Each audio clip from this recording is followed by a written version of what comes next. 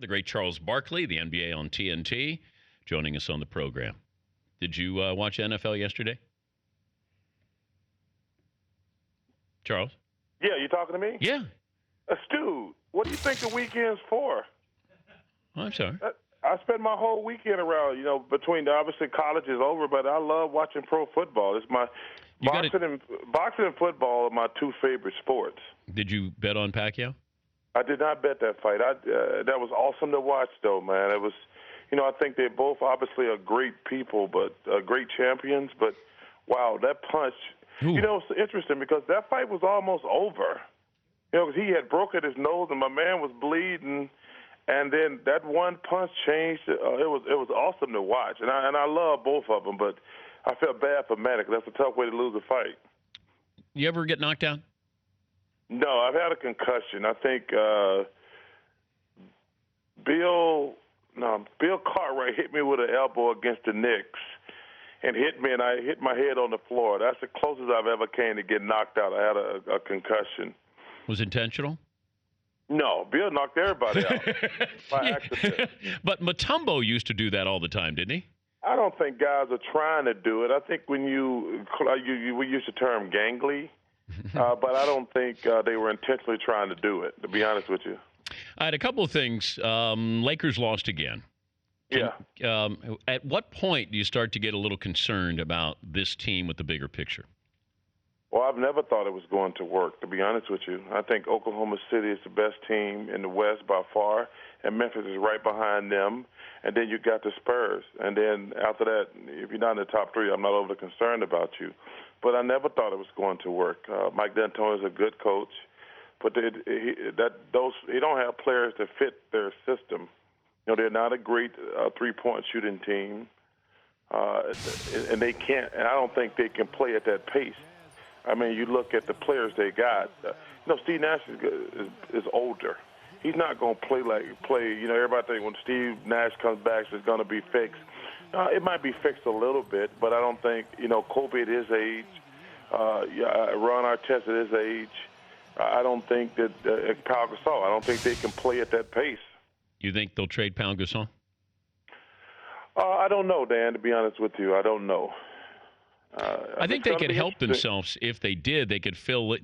I think they need to get a little younger, a little deeper, and you could add to that bench. You can have a nice starting five, but you got to have some guys who can come in there and help you. Yeah, but the problem you're going to have then is that you're going to have to play Dwight Howard more minutes. Could they get something good for Pau Gasol? Yes, of course they could, but that's going to put the more emphasis on Dwight to make free throws down the stretch. Because Pau Gasol is a very good player. Yeah. You could go away from Dwight Howard a lot of times and go to Pau Gasol because you still got Kobe Bryant and Steve Nash out there. So, but if you get rid of Gasol, you might get some other pieces. But then Dwight's going to have to play at a much higher level, and teams are going to keep fouling him. Are you confident he can make enough free throws? Why can't he shoot free throws?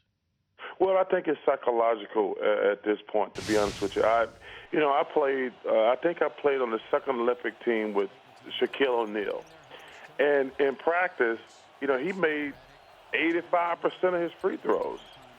And I think I was watching something in the last couple of weeks, and they said when they went in the Lakers practice facilities, the White shoots like 80% in practice, but once you lose it psychologically. And you don't have that confidence because think about it. He don't even have a bad stroke. Like some guys have a really bad, awkward stroke, but I think it's psychological at this point, to be honest with you. Charles Barkley, NBA on TNT, joining us on the program. Bought into the Knicks yet? Well, the Knicks are playing very well. But two things, there's basketball related. Number one, they pretty much have got out-rebounded every single game. And I don't think they can keep shooting three-pointers at the level they are. They're playing well, don't get me wrong. But listen, my three things are always the same: defense, rebounding, and turnovers. And I don't think you can live by shooting jumpers. So do I not? They're playing great now. I'm going to give them credit. But I just don't think they can keep shooting threes like that. And they got to do a much better job on the boards. Yeah, I'm with you on that. I don't think you got guys who historically have played defense. You got Tyson Chandler, that's it. You get Stoudemire back and, Carmelo, but they do rely on the three. And I got to look at the age. At some point, you're veterans. At some point, you become old. Right now, they're veterans. I'm going to be skeptical until we get to April or May. Yeah, I totally agree with you. And people think I don't like the Knicks. It has nothing to do with the Knicks. I think that, we've only played 20 games. Those old guys don't feel it yet. We still got another 6 months to go. But like I say, I worry about their rebounding. Like I say, they've only been, I think, twice this year they led a team in rebounding, I think. I don't have the stat in front of me, but they've only led rebounding twice. But like we had them against Miami last week, they made all those threes. I don't think you can keep that up over an 82-game season and against a really good team in the playoff. Because to be honest with you, Dan, I'm still trying to figure out where they're getting all them open threes. Because they don't have a big guy that you have to double. So why are these guys wide open? That tells me some of these other teams they're playing against are stupid. Given what's happened in the NFL the last 2 weekends, the DUI with Dallas, you had guns with Javon Belcher.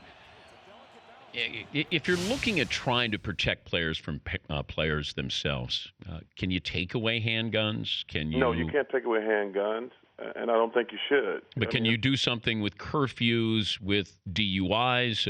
The fact. Dan, you mean the people who sell drinks in the stands, who let people in the parking lot for 8 hours before the game get drunk? They're going to try to play God now? Listen, first of all, I feel bad. Obviously, as I told you, that thing last week was about domestic violence. You can never do anything to a woman. But listen, all these people now, they let these people, I've always said, even when I got my DUI, I said, hey, you know what? I screwed up. I take responsibility for it. But I'm not going to let you SOBs who get these fans drunk every game or who let these football fans sit out in the parking lot and get hammered before the games. I'm not going to let y'all play God, judge, and jury over me. So it's an interesting dynamic, but I hate all these hypocrites. Listen, I'm not going to condone what the kid. I learned a very valuable lesson, but I love it when all these people who let these fans get hammered in the stands, and then they're such good people, they cut them off in the fourth quarter. They're such good, honorable people. We'll let you get drunk for 3 quarters, but we'll cut it off in the fourth quarter. And like I say, listen, all these football games, listen, and I when I go to a bunch of Auburn games, and I've been to NFL games, all people do in the parking lot is get drunk and go to the game. So, listen, I hate when these people try to play judge and jury.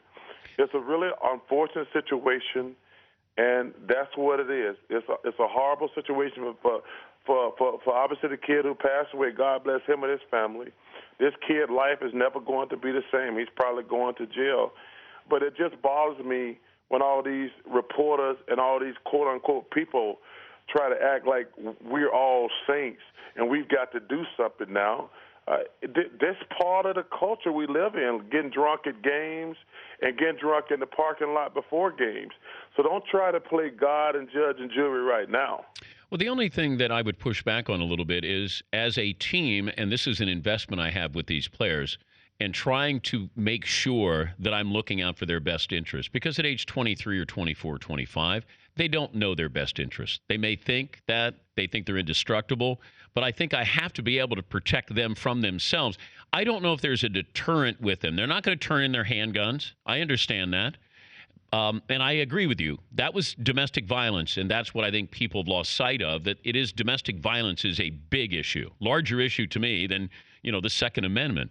And then with drinking, just to be able to say to these guys, if you get popped for DUI, you lose 2 game checks. Something that says, I got to say something to you guys so you'll understand this. Player Association won't allow that. They won't let you have a penalty like that. So what do you do? Well, I don't know all the legal ramifications. I have no problem with that being a suspension if you get a DUI. I don't want to act like I'm going to sit here and tell these guys to get loaded and drive, but I have no problem with somebody getting suspended or a serious fine.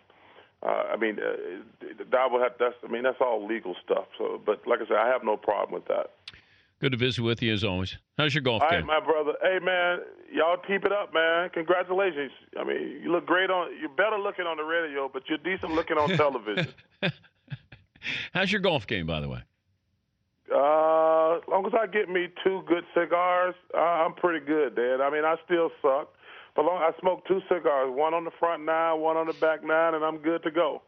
So after a while, you don't really care what your score is, right? Hey, listen, all the real players, they play on the PGA Tour. Don't forget that, Dan. It don't matter how good you are at your country club. You're not getting paid to do it. It don't matter. I tell people, I told somebody over the weekend, and they fell out of their chair. I said Charles beat me playing golf one time, and they go, God, you must be bad. I said, no. Charles played very well. I think he may have shot a 79 that day in Dayton, Ohio. And I said he used to be a pretty good golfer.